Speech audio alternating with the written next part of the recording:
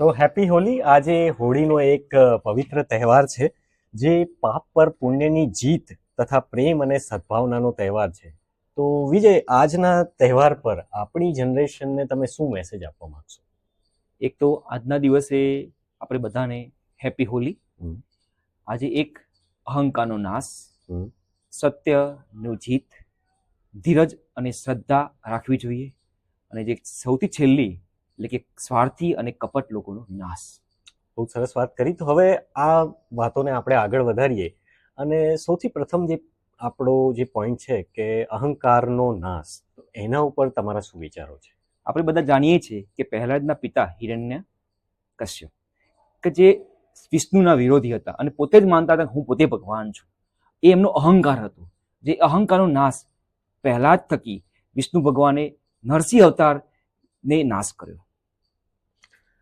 બહુ સરસ વાત કરી. તો બીજો પોઈન્ટ આપણો એ છે કે સત્યની જીત, એના પર તમારા શું વિચારો છે? જ્યારે કોઈ બી વ્યક્તિ સત્યના માર્ગે આગળ ચાલતો રહેશે, ભલે ને કોઈ બી પરિસ્થિતિમાં આવે, તો હંમેશા એનો વિજય થાય છે. જેમ કે હિરણ્ય કશ્યપ સતત પરેશાન કરતો હતો પ્રહલાદને, પણ એ પોતાના સત્યના માર્ગ વચ્ચે છોડ્યો ન હતો, અને એ એનો વિજય હતો. સાચી વાત છે. સાથે સાથે ત્રીજો આપણો પોઈન્ટ છે કે ધીરજ, શ્રદ્ધા અને ભક્તિ. તો એના વિશે તમારા શું વિચારો?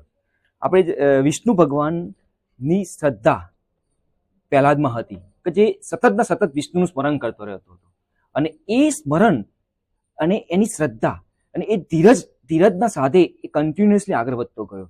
અને એ જ રીતે આપણા જીવનમાં પણ આપણે કોઈ બી કપટ પરિસ્થિતિમાં આવ્યા હોય, જો આપણામાં ભગવાન પ્રત્યે શ્રદ્ધા હોય અને એ સમય પીરિયડ એ સમય તમારે દૂર કરીને આગળ વધવાનું છે, તો હંમેશા તમને સફળતા મળશે. સાચી વાત કહી. તો ધીરજ, શ્રદ્ધા અને ભક્તિનું પણ મહત્વ આ તહેવાર સાથે જોડાયેલું છે. અને આપણો એક ચોથો પોઈન્ટ એ હતો કે સ્વાર્થી અને કપટી વ્યક્તિઓ જે હોય છે એનો વિનાશ થાય છે. તો એના વિશે શું તમારા વિચારો?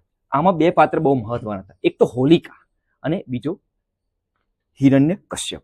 જે હિરણ્ય કશ્યપ સ્વાર્થી હતો, એને પોતાને ભગવાન બનવું હતું, અને હોલિકા એ પોતાનું એક કપટ વૃત્તિ હતી, અને એ કપટ વૃત્તિના કારણે પોતાનું દહન થયું અને હિરણ્ય કશ્યપ નો પોતાનો નાશ થયો. એટલે કે જે માણસ, જે વ્યક્તિ આ જીવનમાં સ્વાર્થી અને કપટી હશે, એનો વિનાશ 100% થાય છે.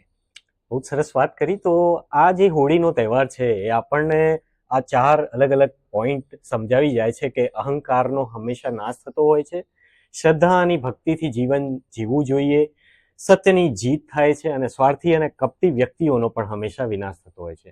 સાથે સાથે આ ધૂળેટી જે રંગોનો તહેવાર છે એના વિશે પણ તમારા શું વિચારો છે? ધૂળેટી આપણા જીવનમાં એક કલરફુલ, જોયફુલ લાઈફ લાવે છે. ધૂળેટીના કારણે અલગ અલગ રંગો સાથે આપણું જીવન એક નવું રંગબેરંગી થતું જાય છે, અને એ ઉલ્લાસ સાથે આપણું જીવન જોયફુલ બનતું જાય છે. તો સૌથી બધાને happy Holi, happy Dhuleti. Stay happy and play a happy Holi. Thank you. Thank you.